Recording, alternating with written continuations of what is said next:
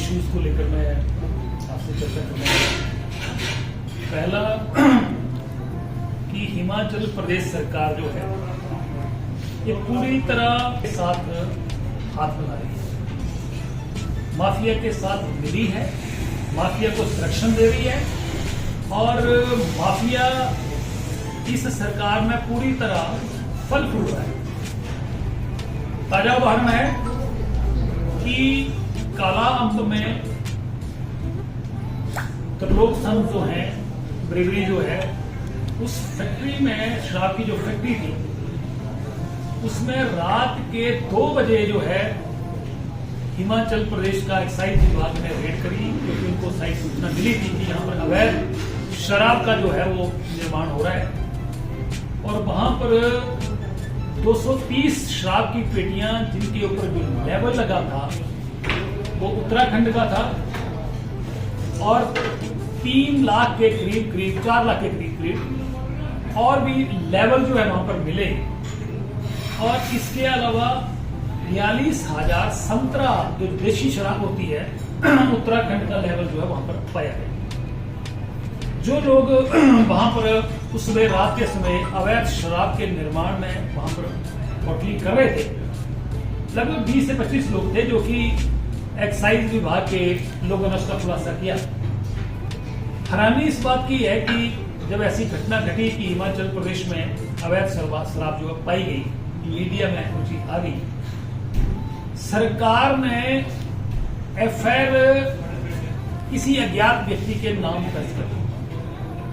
जिस फैक्ट्री में शराब मौके पर पाई गई, शराब बढ़ाई जा रही है, उस फैक्ट्री के मालिक के ऊपर, उसके स्टाफ के ऊपर कोई कार्रवाई नहीं है, कोई कुछ नहीं है। मेरी बिल्डिंग में कोई भी शराब का फैक्ट्री में या मेरी अपनी फैक्ट्री में कोई भी व्यक्ति बाहर का आके कैसे घुस सकता है जब तक मेरी इजाजत नहीं होगी? क्या संभव है? और 4 लाख वहां पर जो है लेवल पाए जाए, ये कैसे संभव है? इसका मतलब इससे पहले पता नहीं कितनी हजारों पेटियां वहां से निकल गई हैं। और उसके बाद जो है मुख्यमंत्री कार्यालय जो है पुलिस के ऊपर दबाव बनाता है कि इनके खिलाफ कार्रवाई ना की जाए। तो बड़ी शर्म की बात है। लगभग इस तरीके से हिमाचल प्रदेश में 250 से 300 करोड़ सरकार के खजाने को चपत लग रही है, ऐसा कैलकुलेट किया गया है। इसके अलावा कांगड़ा जिला में भी शराब, अवैध शराब का निर्माण हो रहा है, ये जानकारी भी हमारे पास आई है। और कालाअंब में और भी शराब की फैक्ट्री है, वहां पर भी अवैध शराब का निर्माण किया जा रहा है। अब उसके बाद आपके परमाणु में रेड हुई और वहां पर भी इसी तरीके से धंधा जो है, मैं तो पहले भी कई बार बोल चुका हूं कि मुख्यमंत्री के मुंह से निकली हुई कोई भी शब्द और घोषणा ये पत्थर पे लकीर होती है। ये पहले मुख्यमंत्री हैं जिनकी घोषणाओं का कोई अर्थ नहीं है। 5 मार्च 2023 को बतौर मुख्यमंत्री सुक्खू जी सुजानपुर में होली फेस्टिवल पर आए, 6 घोषणाएं करी। उसमें लगभग एक घोषणा अभी पूरी हुई है, उसकी एमए की क्लासेस शुरू हो गई हैं। और दूसरी घोषणा उन्होंने जो है कैबिनेट में पास किया है, वो किया है जल शक्ति विभाग का डिवीजन का।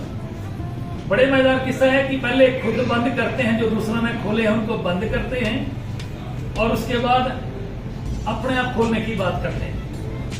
जो भाजपा ने खोले थे उसमें खोट था, और आप खुद खोल देंगे तो उसमें तो सारा का सारा पुण्य है। तो सुजानपुर में कोई विकास का काम नहीं हो रहा है। सेंटर से अभी मैं पिछले वर्ष 8 अक्टूबर को आदरणीय श्री जगप्रकाश नड्डा जी, माननीय स्वास्थ्य एवं परिवार कल्याण मंत्री से मिला था, और मैंने लिखित में उनको अपना नोट देके आया था कि सुजानपुर में 2 चीजें मैंने लिखी थी। मदर चाइल्ड केयर हॉस्पिटल उबली, ये जो अभी जो सेक्शन हुआ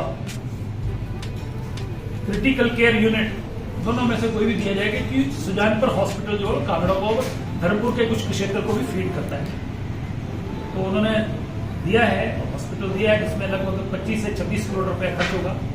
तो उसका लिए हम केंद्रीय स्वास्थ्य मंत्री श्री जयप्रकाश नड्डा जी और आदरणीय श्री नरेंद्र मोदी जी का धन्यवाद करते हैं। सुजानपुर की तमाम जनता धन्यवाद करते हैं। तो सरकार की तरफ से विकास के नाम पर शून्य है 41 करोड़ 10 लाख रुपया जो है 41 करोड़ 10 लाख रुपया सुजानपुर से संधोल के लिए सीआरएफ में 2023 में मैंने डीपीआर तैयार करवाई थी। उसका पैसा आया है, टेंडर हो गया और काम शुरू है। वरना हिमाचल प्रदेश की सरकार जो है वो ठन ठन भोपाल है और हरियाणवी तब हो रही है कि हिमाचल प्रदेश सरकार ने तो यहां तक कर दिया है कि पंचायतों के पास जो पैसा पड़ा था और जो उसके ऊपर इंटरेस्ट बना है वो इंटरेस्ट भी जो है वो सरकार ने सरकारी खजाने में ट्रेजरी में जो है वो ट्रांसफर करवाया। हिमाचल प्रदेश के इतिहास में पहली बार ऐसा हुआ कि ट्रेजरी सरकार की ट्रेजरियों को ताले लगे। इस वक्त 8,000 करोड़ रुपया जो है वो प्रदेश के ठेकेदारों का देने को पड़ा है। सरकार का पूरी तरह आर्थिक तौर पर दिवालिया निकल गया है, जिसको कहते हैं आर्थिक इमरजेंसी जो है हिमाचल प्रदेश में लगभग लागू हो गई है कि सरकार अपने बजट से जल्दी ही गिरने वाली है। और सबसे ज्यादा अगर चिंता किसी को है और परेशान है तो कांग्रेस के कार्यकर्ता, कांग्रेस के विधायक और कांग्रेस के मंत्री चिंतित जो है वो वहां पर की जाए। और 48 घंटे बीत जाने के बाद भी एफआईआर दर्ज जो है 48 घंटे के बाद हुई और वहां पर भी दबाव बनाया है। ये जब मीडिया में विपक्ष ने मामला उठाया तो उसके बाद एफआईआर दर्ज हुई। हम सिर्फ सरकार से ये पूछना चाहते हैं कि आपको ये जो हिमाचल प्रदेश की जनता ने जनादेश दिया है, ये अवैध धंधे को संरक्षण देने के लिए दिया है या लोगों की सेवा के लिए या प्रदेश को विकास करने के लिए? इसलिए एक नहीं, इसी तरीके से खनन माफिया, वन माफिया, इस सरकार में ट्रांसफर माफिया पूरी तरह जो है पनप रहे हैं और सरकार जो है माफिया को संरक्षण दे रही है।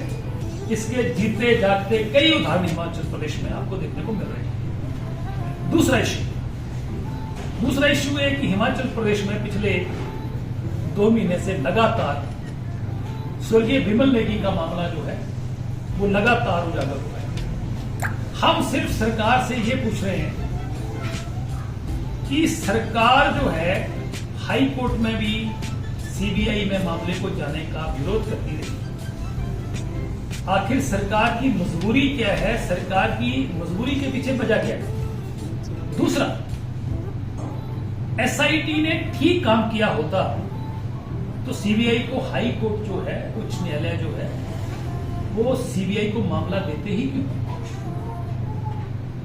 और जब एसआईटी को सरकार का दबाव बन रहा था, दबाव बनाया जा रहा था, तो उस समय सबूतों को मिटाने की कोशिश हो रही थी।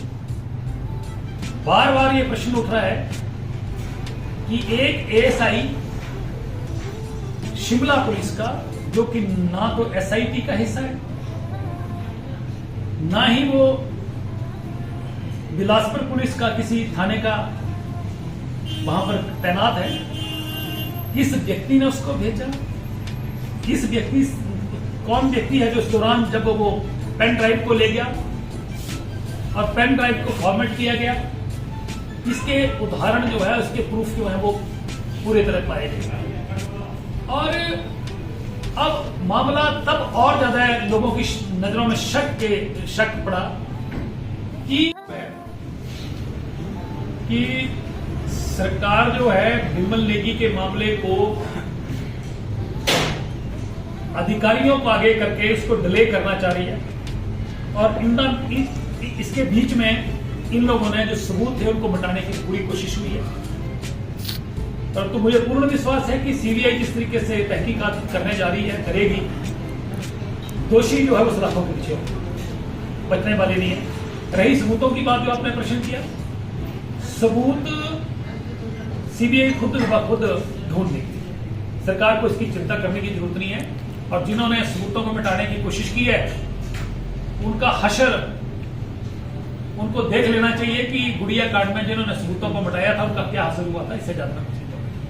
व्यक्तिगत इंटरेस्ट क्या है कि जो बार बार हाई कोर्ट का दरवाजा खटखटा रहे हैं, क्या किसी को बचाने की कोशिश हो रही है? क्या सरकार में जो बैठे लोग हैं वो इस मामले में संलिप्त हैं? तो ये सारी की सारी चीजें जो है वो सामने आ रही हैं। तो मुझे तो लगता है कि मुझे तो 2 ही टॉपिक पे बोलना था, तो मैंने बोल दिया।